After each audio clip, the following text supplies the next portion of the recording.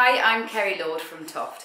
This video forms part of a series to accompany the Edwards Crochet kits, patterns and books.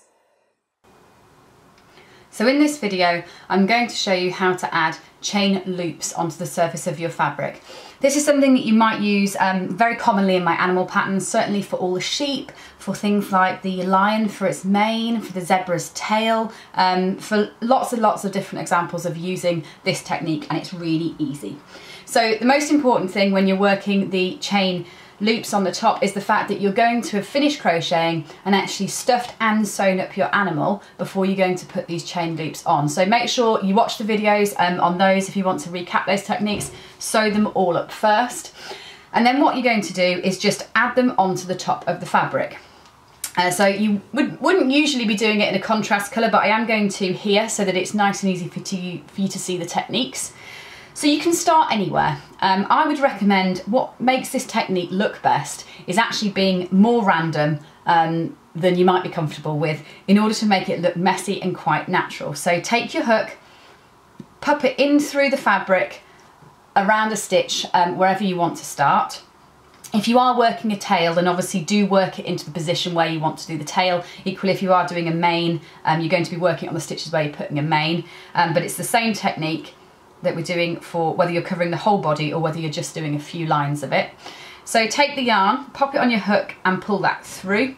So you've just attached that into position and you're going to be sewing that in at the end. So don't worry about that little tail, you can sew that in later.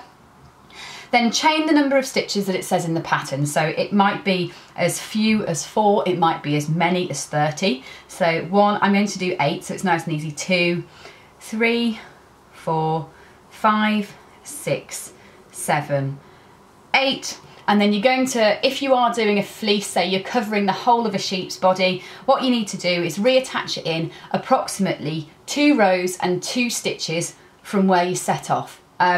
So I'm here, if I count 1, 2 away from that, I would be reattaching that chain back in here. So I just put my hook in through the fabric again around a stitch and slip stitch it on. So grab the yarn, bring it through the stitch on the fabric and then through the loop on my hook. And what I've done is I've popped that loop on there. So then I'm going to work that again. So 1, 2, 3, 4, 5, 6, 7, 8. And I might choose to move this way next time rather than keeping moving in the same direction. So count 1, 2 away and put it in here. Now when you're first working it will look really gappy and you'll think, oh goodness me, these are not close enough together. It's not going to look like a really woolly sheep. Believe me, it will. It just fills itself in. Like if you stick to that 2 stitches and 2 rows apart, your sheep will look magnificent. It'll have plenty of fleece on. The risk you run if you put them any closer together than that is, firstly, you might be struggling for your yarn quantity, so you might find that you run out of yarn.